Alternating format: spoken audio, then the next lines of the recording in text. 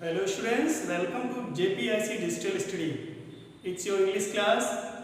Today we are going to learn about the third chapter of class 10th, the Ganga. Dear students, this lesson is written by Pandit Jawaharlal Nehru. First, before knowing the lesson, we want to tell you about the writer something. The writer was Pandit Jawaharlal Nehru. He was born on 14th November 1889 at Anand Bhavan in Allahabad. His father name was Motilal Nehru and mother was Swarup Rani. He had married with Kamala Nehru and he had a daughter. She was also a well-known leader of India. Her name was Indira Gandhi. Pandit Jawaharlal Nehru was a great person. He was a best person, a good writer, politician and a freedom fighter. He had written many essays, many books. He was the first Prime Minister of independent India. He has done many works for India and its people. His main written books are The Discovery of India and the other books are Glimpses of World History, Soviet Russia and Autobiography and the National Flag. He gave his own expressions in his writings. He had done many works for India and its people. He was died on 1964. Pandit Jawaharlal Nehru was a very good person. He loved the children very much. And the children called him Chacha Nehru with affection. The prescribed lesson, the Ganga, he had described the affection towards Ganga of him. He says that he loved Ganga very much. So after death, what should be happen with his ashes, he said in this very lesson. So come on our textbook and see the lesson and listen carefully. I have received so much love and affection from the Indian people that nothing that I can do can repay even a small fraction of it. And indeed, there can be no repayment of so precious a thing as affection. Many have been admired, some have been revered, but the affection of all classes of the Indian people has come to me in such abundant measure that I have been overwhelmed by it. I can only express the hope that in the remaining years I may live, I shall not be unworthy of my people and their affection. In this para, Pandit Jawaharlal Nehru wants to say that the Indian people loved him very much and he was very pleasant to think about the affection of Indian people towards him and also realize that he do not be unworthy to his peoples. उन्होंने कहा कि I have received so much love and affection from the Indian people. कि मैंने भारतीय लोगों से बहुत अधिक प्रेम और स्नेह को पाया है. That nothing that I can do can repay even a small fraction of it. और इतना स्नेह पाया है कि मैं उसका एक हिस्सा भी, small fraction इस एक छोटा सा अंश मात्र, छोटा सा टुकड़ा भी उसके बदले में उनको मैं नहीं दे पाया हूँ. And indeed, there can be no repayment of so precious a thing as affection. और यहाँ तक कि पंडित नेहरू कहते हैं और वास्तव में स्नेह जो लोगों से मिलता है उसका कोई भुगतान हो ही नहीं सकता. Many have been admired. बहुत से लोग इससे सहमत हैं. Some have been revered. और कुछ विरोध में भी. But the affection of all classes of Indian people, कहते हैं कुछ मुझसे सहमत हैं, कुछ असहमत हैं, बहुत से सहमत हैं, लेकिन भारत के लोगों में से हमें पूरा स्नेह मिला है, चाहे वो हमारे विरोधी हों चाहे सहयोगी हों. has come to me in such abundant nature, वो कहते हैं कि बहुत अधिक मात्रा में लोगों से हमको स्नेह मिला, that I have been overwhelmed, और वो कहते हैं ओवरवेल्म्ड मीन्स होता है आप भाव विभोर हो जाना। वो कहते हैं कि उस स्नेह को पा करके मैं बहुत ही भाव विभोर हो उठा हूँ। I can only express the hope that in the remaining years, और वह कहते हैं कि मैं अपने जीवन के बचे हुए वर्षों में उनको आशा दिलाना चाहता हूँ that I shall not be one unworthy of my people and their affection, कि मैं अपने लोगों के प्रेम और लगाव के प्रति कभी भी कृतज्ञ नहीं होऊंगा, मैं उनका हमेशा कृतज्ञ रहूंगा, उनके लिए कार्य करता रहूंगा। To my innumerable comrades and colleagues, वह कहते हैं कि innumerable means the number that should not be counted, ऐसा नंबर जो उसको गिना ना जा सके, असंख्य कॉमरेड एंड कलीग्स, वो कहते हैं मेरे असंख्य कार्यकर्ता और साथी, I owe an your deeper depth of gratitude, उनके प्रति भी मैं हृदय से कृतज्ञता व्यक्त करता हूँ। We have been joint partners in great undertakings, क्योंकि हम अपने बहुत से कार्यों में एक साथ सहयोग की भावना से जुड़े हैं। जॉइंट पार्टनर में एक ऐसे सहयोगी जो हमेशा साथ साथ लगे रहे। And have shared the triumphs and sorrows, और हमने साथ उस समय में विजय को, यानी जो हमने जीत ग्रहण की, एंड सॉरोज और दुख को भी शेयर किया, विच इनएविटेबली अकम्पनी देम, और यह सब हमने निश्चित रूप से उनके सहयोग और उनके साथ ही किया। When I die, I should like my body to be cremated, और कहते हैं कि मैं चाहता हूँ कि जब मेरी मृत्यु हो, my body should be cremated, cremate अग्निदाह करना, अग्नि संस्कार करना, वो कहते हैं कि मेरे शव को जलाया जाए, ऐसी मेरी इच्छा है। If I die in a foreign country, वह कहते हैं कि अगर मैं कहीं विदेश में मर जाऊं, my body should be cremated there, तो मेरा शरीर वहीं जला दिया जाए, and my ashes sent to Allahabad, और मेरी जो राख है, अस्थियां हैं, राख अस्थि है, उसको इलाहाबाद भेज दिया जाए। A small handful of these ashes should be thrown in the Ganga, और वो कहते हैं कि मेरी यही इच्छा है कि उनमें से छोटी मुट्ठी, तो मुट्ठी भर राख जो है गंगा में मिला दी जाए, डाल दी जाए। And the major portion of them, और उसका जो अधिकांश हिस्सा है, disposed of in the manner indicated below, इन रूपों में डाल दिया जाए जो मैंने नीचे लिखा हुआ है। No part of these ashes should be retained और प्रिजर्व्ड, और वह कहते हैं कि इस अस्थि राख का जो हिस्सा है उसमें से थोड़ा सा भी हिस्सा बचा करके न रखा जाए। My desire to have a handful of my ashes thrown in the Ganga, Pandit Nehru कहते हैं मेरी सबसे पहली इच्छा है कि मेरे अस्थियों का जो एक मुट्ठी हिस्सा है, thrown in Ganga at Allahabad, Allahabad में गंगा जी में डाल दिया जाए। हैज नो रिलीजियस सिग्निफिकेंस, लेकिन इसमें डालने का मतलब कोई धार्मिक भावना नहीं है। But as so far as I am concerned, लेकिन पंडित नेहरू कहते हैं जहां तक मेरा मत है, I have no religious sentiment in the matter, इस मामले में मेरी कोई धार्मिक भावना नहीं जुड़ी हुई है। I have been attached to the Ganga and the Yamuna rivers in Allahabad river since my childhood, वो कहते हैं यह मेरा लगाव है उनसे, क्योंकि मैं अपने बचपन से ही इलाहाबाद में गंगा और यमुना से जुड़ा रहा हूँ। Why as we all know that Pandit Nehru was born at Allahabad, Pandit Nehru का जन्म इलाहाबाद में हुआ था, इसलिए वह गंगा और यमुना से बचपन से ही जुड़े हुए थे। As I have grown older, Pandit Nehru ने कहा कि जैसे जैसे मैं बड़ा होता गया, this attachment has also grown, Ganga से मेरा जो ये लगाव है वह और भी बढ़ता गया।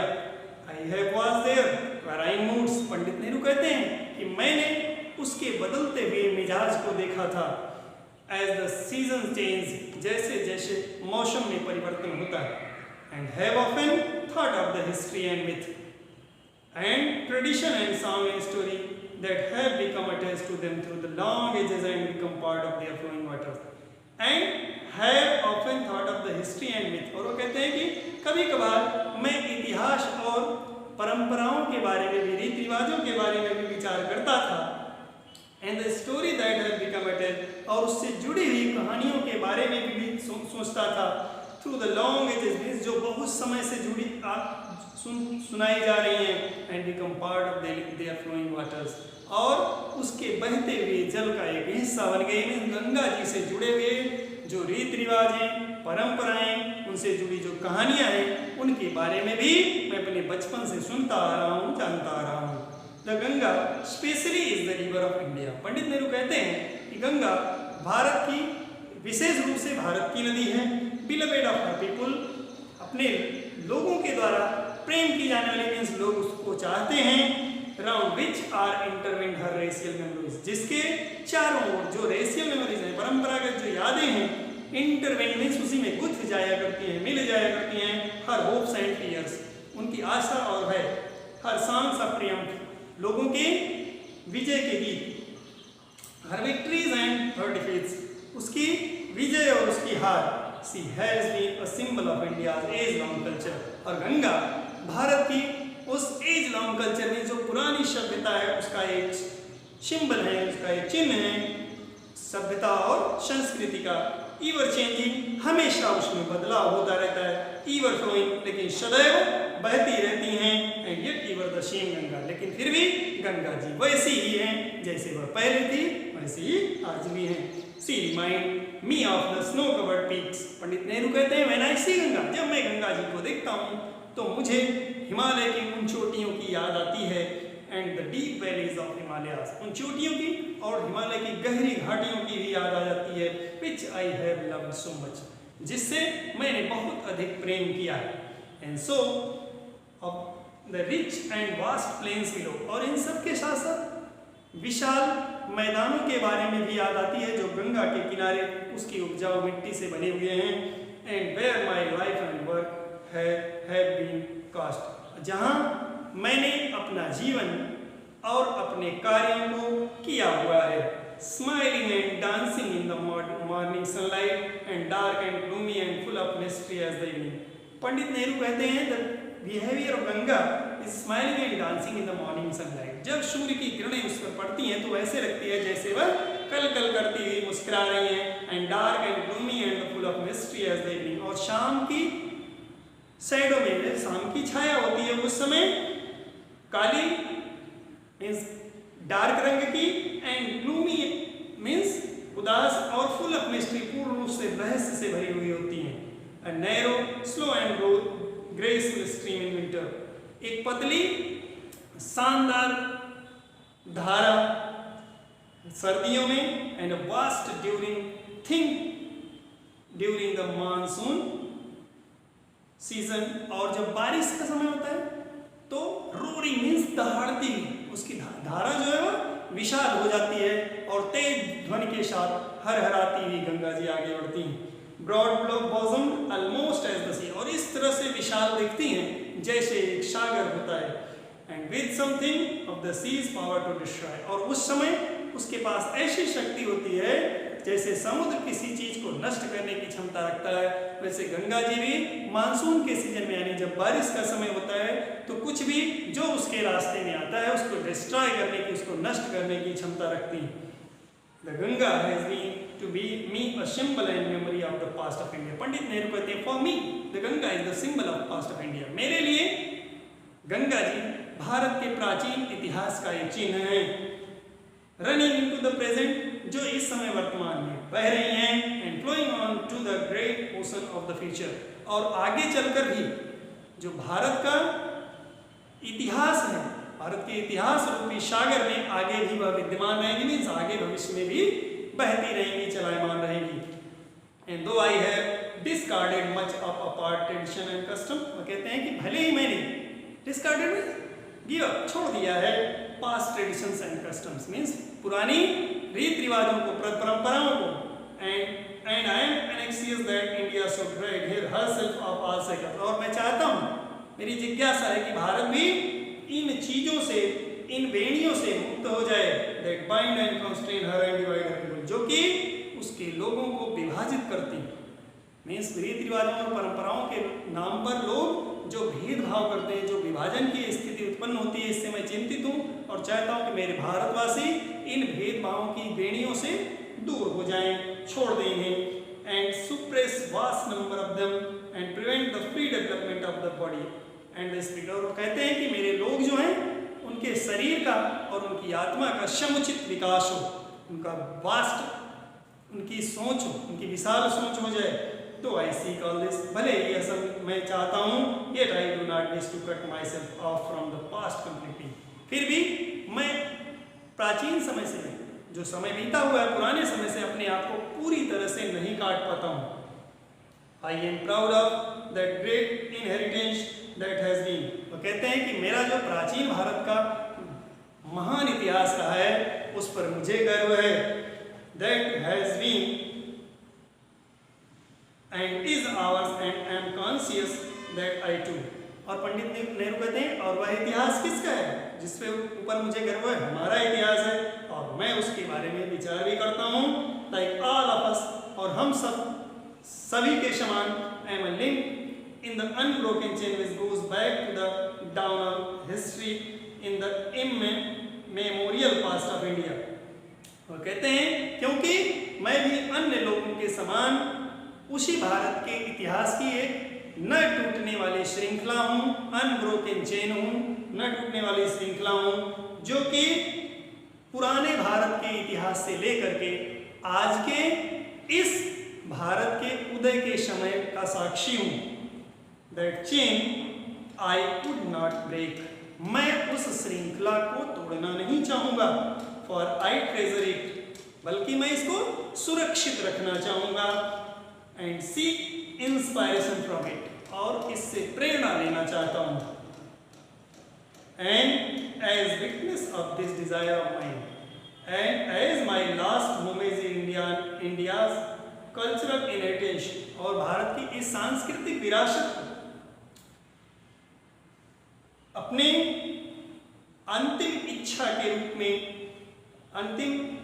रूप में मैं अपने साथ रखना चाहता हूँ, अपनी अंतिम इच्छा के रूप में बताना चाहता हूँ। I am making this request, मैं ऐसा निवेदन करता हूँ। That a handful of my asset, कि मेरे राख का एक मुट्ठी हिस्सा be thrown into the Ganga at Allahabad, Ganga नदी में इलाहाबाद में डाल दिया जाए। To be carried to the great ocean, और वहाँ से वह विशाल सागर में चली जाएगी। दैट वॉसेस इंडिया सोर, जो कि भारत के पैरों को धुलता है। The major portion of my assets should, however, be disposed of otherwise, और जो मेरी राख का अधिकांश हिस्सा है उसको इन रूपों में फेंक डाला जाए। I want this to be carried high up into the air, वह कहते हैं कि मैं चाहता हूँ मेरी राख का वह हिस्सा हवा में ऊपर ले जाया जाए। इन एन एरोप्लेन, एक जहाज में, and skirted from the height over the fields, और ऊपर ऊंचाई से मैदानों में बिखेर दिया जाए। Where the peasants of India toil, peasants means the farmers, toil means work hard, जहाँ भारत के किसान कठिन परिश्रम करते हैं। so that they might mingle with the dust, इसलिए मैं वहाँ डलवाना चाहता हूँ अपनी राख को, जिससे कि मेरी राख उस मिट्टी में मिल जाए। and soil of India and become an indistinguishable part of India, और वो चाहते हैं कि उसमें मिल जाए और मैं भारत का ना अलग होने वाला एक हिस्सा बन जाऊं। I have written this will and testament in New Delhi on the 21st day of June in the year 1954। वो पंडित नेहरू कहते हैं कि यह वसीयत मैंने 1954 में नई दिल्ली में 21 जून को लिखा हुआ है। Your lesson is over. Read the lesson with the help of this video. We will meet in the next video with the next lesson. Till then, thanks.